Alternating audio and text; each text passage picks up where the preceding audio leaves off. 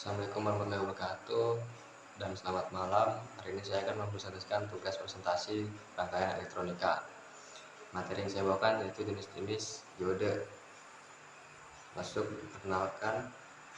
perkenalkan nama saya Cleopatra Junior dengan NPM 25420201017 dari lokal A1. Kemudian langsung ke materi. Yang pertama ada diode avalanche dan Zener. Diode avalanche adalah suatu jenis diode yang mempunyai karakteristik arus pada tegangan reverse yang sangat tajam perubahannya dari kondisi tidak konduksi ke kondisi konduksi. Jika tegangan dropnya dilampaui, ini berarti bahwa jika tahanan R dirubah besarnya, maka tegangan breakdown dioda tidak berubah. Karakteristik demikian sangat bermanfaat untuk mendapatkan sumber tegangan yang stabil, sama dengan tegangan breakdown dari dioda yang bersangkutan. Dan ini untuk gambarnya. Kemudian ada dioda Zener. Tegangan breakdown dari dioda avalanche tidak dapat lebih rendah dari 6 sampai 8 V. Suatu dioda yang mempunyai karakteristik yang sama dengan dioda avalanche adalah dioda Zener. Dioda Zener mempunyai tegangan breakdown yang dapat lebih mudah dari dioda avalanche, yaitu dapat kurang dari 0,2 V. Kemudian tahanan dinamik.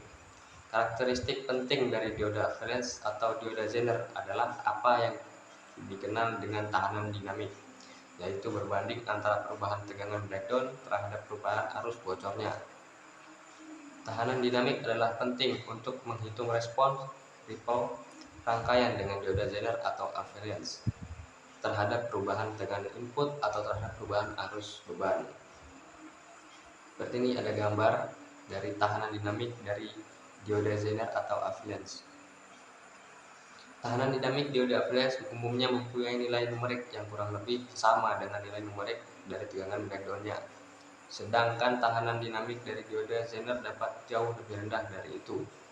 Aplikasi umum dari dioda avalanche atau dioda Zener adalah untuk sumber tegangan tetap, tetapi tidak beberapa batasan yang meliputi. Yang pertama ada tahanan output tetap. Yang kedua, arus output terbatas. Yang ketiga, sangat sensitif terhadap perubahan temperatur. Yang keempat, dapat menimbulkan noise pada rangkaian diode yang bersangkutan. Dan ada gambar contoh rangkaian regulator tegangan dengan diode Zener. Dan ini ada rangkaian diode Zener. Dan cara penyelesaiannya diketahui dan hitung nilai R yang menghasilkan 260 ohm.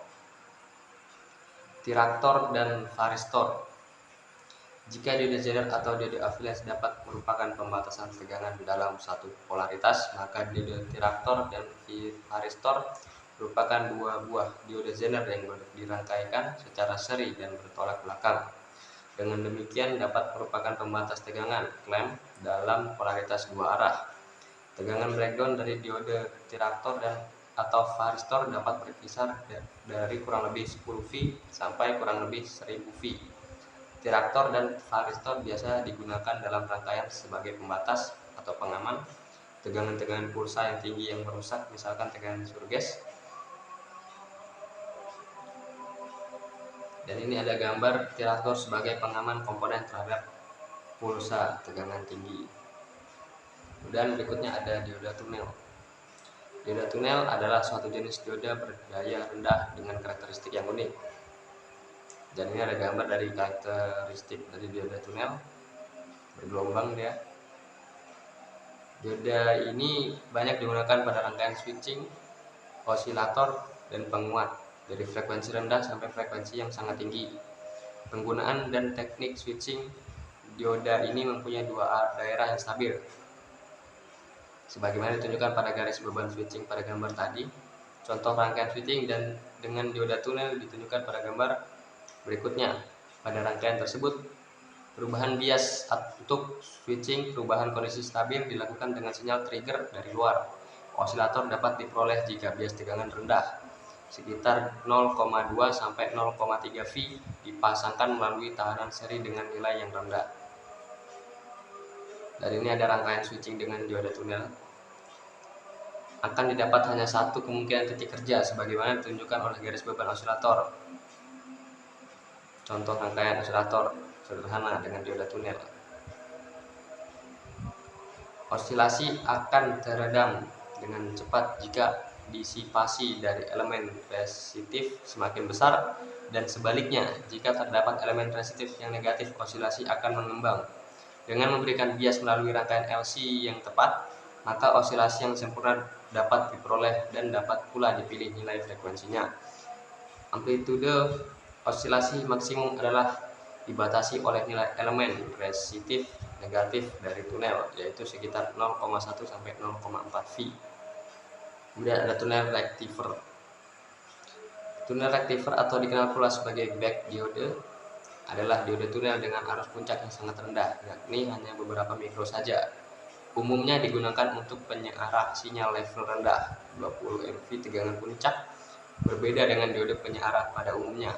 Pada diode penyearah tunnel, konduksi terjadi pada bias reverse dan sebaliknya, bias forward menyebabkan tidak konduksi. Dan gambar berikut menunjukkan kurva karakteristik penyearah tunnel yang unik. Pada gambar itu ditunjukkan ilustrasi rangkaian pendeteksi level rendah, yaitu antara 0 dan 100 mili dengan menggunakan diode Schottky dan diode penyearah tunnel. Karakteristik rangkaian adalah sebagai ditunjukkan pada gambar berikut ini. Diode varaktor. Varaktor adalah sejenis komponen diode yang dibuat untuk mendapatkan variabel kapasitor sebagai fungsi dari tegangan.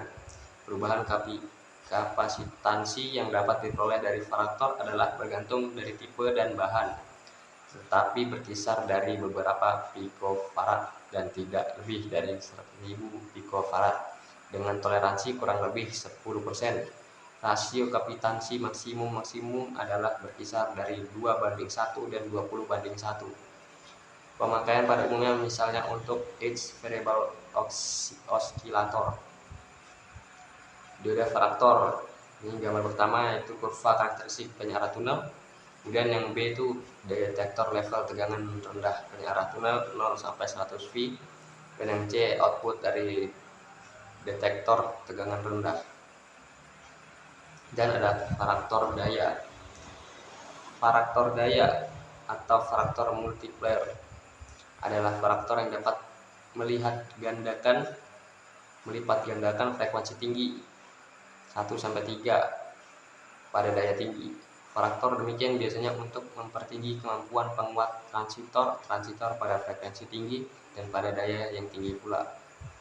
Yang terakhir ada dioda LED.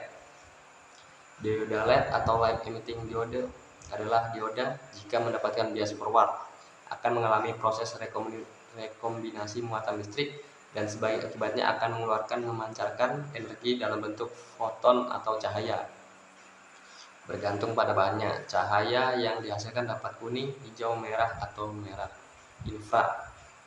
Bias forward dari kebanyakan dioda LED adalah berkisar antara 0,2 dan 0,1 V.